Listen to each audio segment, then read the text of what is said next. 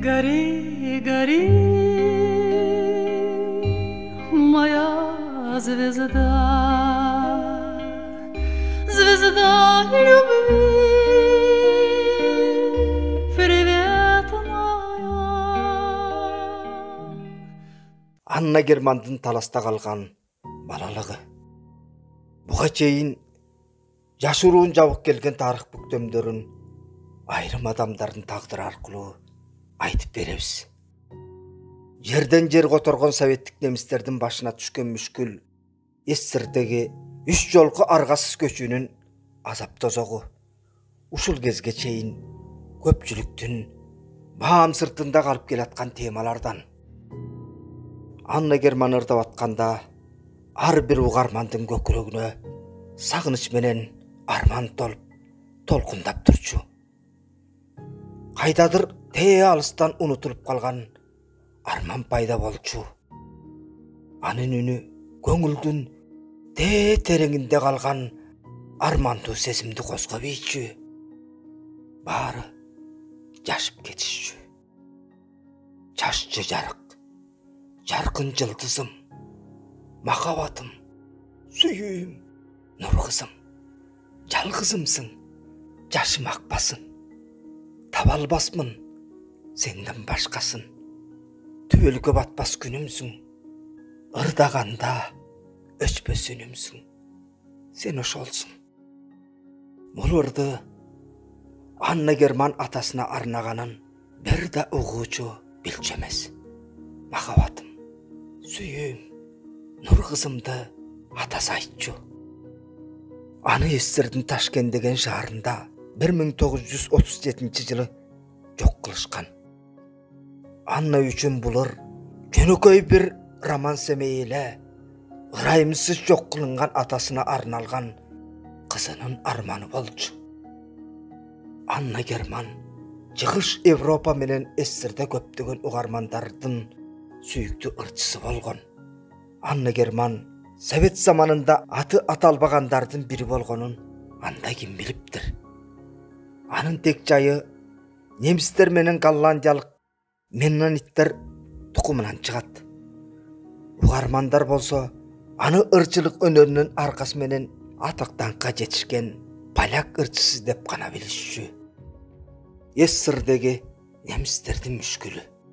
Бул эл туш келген азап тозок тууралуу эч кимдин айткысы келбейт. Анын үй бүлөсү башынан кечирген мүшкүлдү эскерген деле киши жок.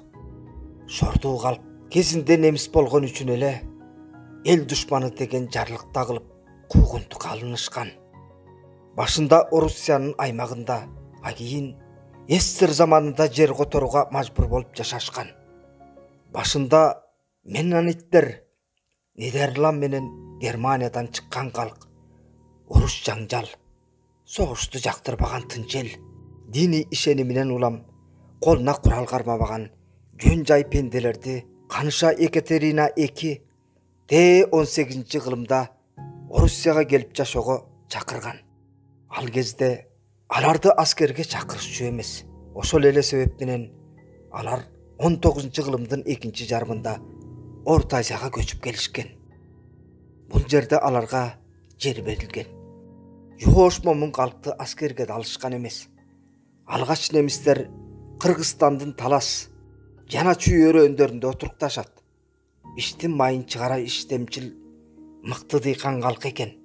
Жарак шаймандар менен кайсы жерге келсе, ошол жерди гүлдөтүп, Кыргызстандын элинин маданиятына опсуз чоң салым кошту. Тилекке каршы Кыргызстандын немистери СССРдин аяк башы көрүнбөй жаткан аймактарындагы башка калктар туш келген куугун сүргүндөрдөн четте калган жок. Зордук зомбулукка туш келип, аргасыз жер которуп жатышты. Кыйлуу вакыт аларды эл душманы деп келишти. Буга мамлекеттин немистерди кодулап камакка алып, сүргүнгө айдап, же сырт жакка чыгарып ийиши кошумча болуп, азапты абдан эле көрүштү. Орус падышачылыгын тушунда меннониттер өз ыктыярлары менен жаңы жерлерге көчүрүлгөн. Кийин Совет бийлигинин тушунда болсо 3 ирет аргасыз башка аймактарга сүрүлүүгө дуушар болушту. Биринчи сүргүн 1936-жылы башталган. Немис менен поляктардын 15 000 кожолугу Польшанын чегарасына жакын Украинадан Түндүк Казакстан менен Караганды облусуна көчүрүлгөн. Экинчи сүргүн 1941-45 жылдарга туш келген. Анда немистердин жашы карысына, аял эркегине карабай эмгек лагерлери менен эмгек майдандарына чегеришкен. Ал жерлердин шарты түрмөдөгүлөрдөн анча деле айырмаланчу эмес. Анан 3-чү сүргүн өтө эле кайгылуу болду. Волга боюндагы немистердин автономиялык району жок кылынган. 1941-жылдын августунда немистер отургалып, гүлдөтүп койгон Эдил боюндагы жерлеринен толук чыгарылып, башка жактарга мажбурлап көчүрүлгөн. Немистердин баары Сибирдин алыскы аймактарына, Кавказ менен Орто Азияга айдалган. Согуш маалында жалпысынан 950 000 немис көчүрүлгөн. Анна Германдын үй бүлөсү ошол кездеги советтик немистердин башына түшкөн мүшкүлдөрдүн баарын көргөн. Украинадан айдалган Аннанын үй бүлөсү алгач Үргөнчтө жайгашкан. Болочо кырчы чоң энеси, апасы, атасы, тайекеси менен чогуу турган. 1937-жылы бир убакта атасы менен тайекесин камакка алышкан. Ушул жерден урук туугандар менен чогуу жашаган меннониттердин үй бүлөсү жакындарынын баарынан, агалары менен эжелеринен ажырашты. Чоң мүшкүл ошондо түштү. Экөөнү камакка алышты. О, Кудай-ай! Асманыбызда кара булут айланды.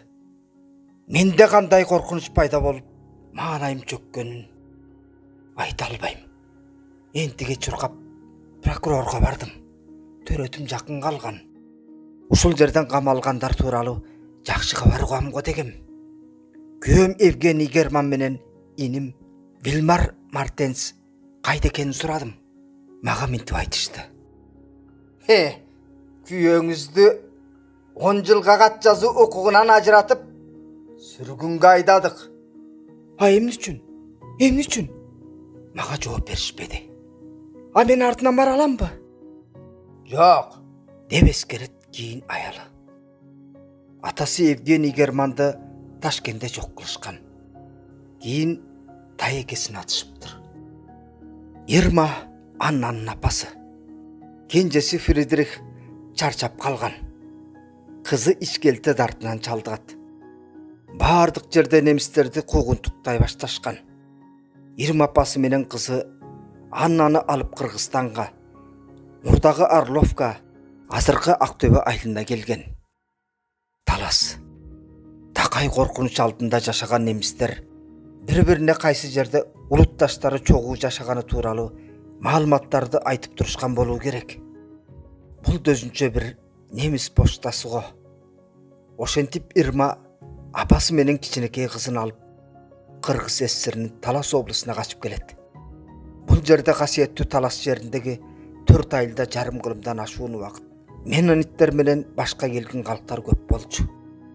Бул убакыттын ичинде немистер чарбаларды тикелешти. Маданий мейкин түзүштү. 1936-жылы аларга сыйынуу жайларына барууга тыюу салышканы менен жалпы маданиятын сактап калууга жетишкен.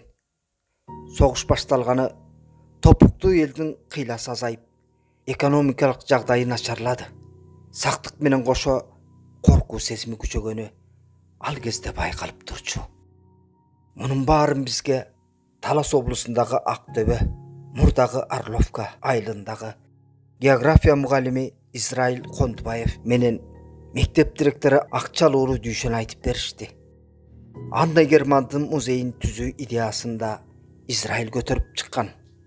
Израиль Кондубаев мугалим эжей Ирма менен анын окуучу кызы Анна Герман тууралуу документтерди издеп таап жоголткан. Муну ушул мектепте Анна 1-класска барган.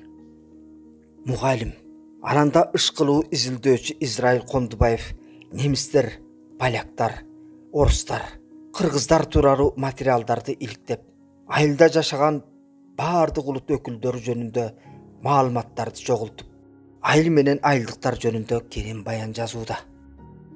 Израиль Кондубаев бул өзүнчө баян. Өткөндү жадынан чыгарбай жазып, тарых барагына каттап жаткан азамат. Анын арасында ушул айылда жашап кеткен немистер тууралуу баяндар да бар. Ал айылдан алыска кеткен. Таластын Орловкасын эсинен чыгарбаган айылдаштары Анна Германды, Теодор Герценди эстеп жүргөндөр менен кат жазышып келет. Израиль Кондубаев Анна Германдын балалыгы, апасы менен Орта Азияда жашаган кезин баяндагы материалдарды жыйнап терип, өзүнчө эле айылдык архивди түзүп салган. Мектептен анча алыс эмес жерде сүрөтчү Теодор Герцендин музейи турат. Израиль музей директору Ашимбек Айтышев менен бирге ошол музейдин биринчи кабатында Анна Германдын бурчун түзгөн. Израиль менен Ашимбек кесиби боюнча тарыхчы деле эмес. Булар ышкыбоз, илимпоздор. Ушундай азаматтардын аракети менен биздин тарыхыбыз түзүлүп, армын арбытып барат.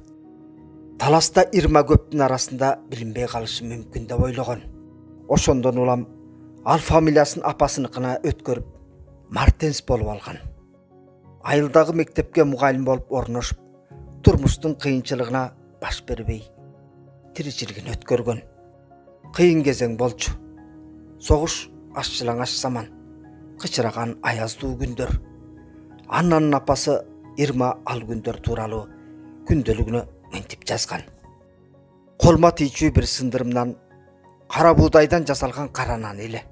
Иштейин десем, иш жок. Жерге да эч нерсе жок. Баарыбыз жалпак үйдө турчубуз. Анда атам тааныбаган 6 адам менен чогуу кысылышып жатабыз. Кийин биз Кыргызстанга Орловкага келдик. Ал жерде колхоздогу ишим үчүн арпа буудайдын аралаш кебегин беришчү. Апам ошондон нан жапчу. Бизде үйдү жылытыш үчүн отун да жок эле. Көк муштун болуп тоңуп олтурчубуз. Мындайда колумдан эмне келет? Бир күнү уурлук кылайын дедим. Биринчи рет уурлукка бет алдым. Колхоздун саманын уурдап келдим. Өтө эле опурталдуу иш болчу. Түндөсү бүкчүңдөп талаага барып, кырманда жаткан саманды көтөрө качып келиш керек. Бирок айла жок. Бутум калтыраганына карабай уурлукка бардым. Өчөшкөнсүп, ал түнү да ай жаркып чыгып, асман ачык болчу. Үйүлгөн саман жылтырап, талаага алтын менен күмүштү чачып койгонсуп бир укмуш. Кулагым шырп эткен дабышты тыңшап, милиция же колхоздун корукчусуна түшүп калсаң, иштин бүткөнү. Мени эч ойлонбой атып салышмак. Бир кучак саманды жонума артып, үйдү көздөй шаштым. Ушул Орловкада жүргөндө Ирма дагы бир Герман менен таанышат. Герман Гернер менен. Ордан жетип, сөөгеле калган жөө тулутундагы поляк офицер экен. Ал шортуда ошол кезде таласта жашырынып жүргөн. 1939-жылы Польшадагы өз шаарында жөөттөрдү аёсуз кырган Кана Байрамдан кара башын калкалап качып чыккан жигит эле. Герман Гернердин тагдыры да кыйла табышмактуу, аянычтуу болчу. Жөөт кыргындан качып чыккан Польшада аларды немис аскерлери көрүнгөн жерден атып жок кылып, Чыгыш Европада бийлик апыл-тапыл алмашылып кеткенде аман каламбы деген үмүт менен таласка келген экен.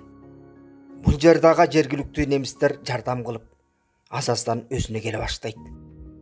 Мектепте мугалим болуп иштеп атканда Ирма менен таанышып, ошол кезде Эстер аймагында куралып жаткан Польша аскерлерине кошулуп, кайрадан кам майданга жөнөйт.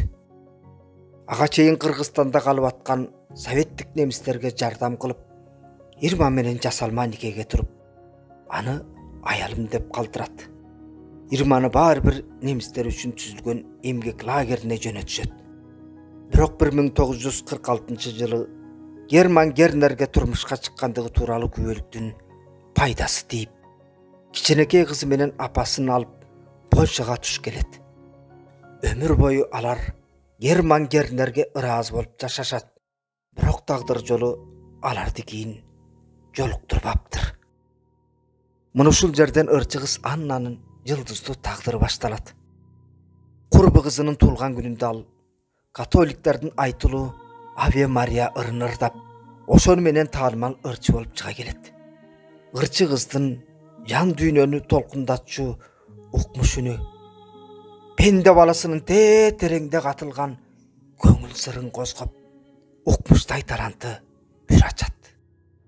Материалды чагылдырган Эльмира Ногойбаева. Здесь на неизведанном пути ждут замысловатые сюжеты. Надежда — мой компас земной, а удача — награда за смелость. А песни довольно одной, чтоб только о доме в ней петь.